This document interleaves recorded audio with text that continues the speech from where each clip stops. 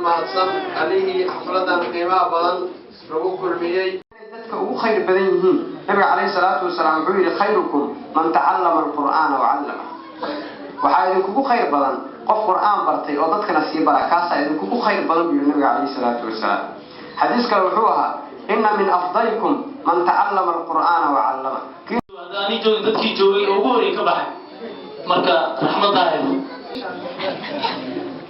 أعوذ بالله من الشيطان الرجيم أفمن شرح الله صدره للإسلام فهو على نور من ربه فويل للقاسية قلوبهم من ذكر الله.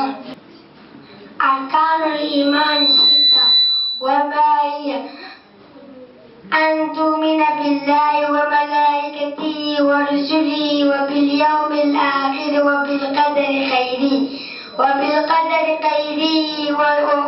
وشره من الله تعالى. علامات البلوغ ثلاثة: تمام 15 سنة في الذكر والأنثى، والاحترام في الذكر والأنثى ل9 سنين، والحيض في الأنثى ل9 سنين.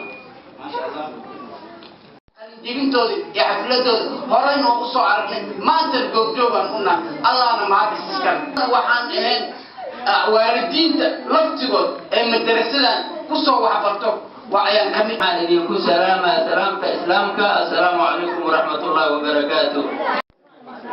halkan maanta intii aan fadhinay waxaan ilaahay ka rajaynaynaa ajir badan in ilaahay noo qoro, maxaa yeelay waxaan iskugu nimid amru diin baan iskugu التمسك بحبل الله. إلهي حرق جيسا إنا قبسنه. إلهي محوري واعتصموا بحبل الله جميعا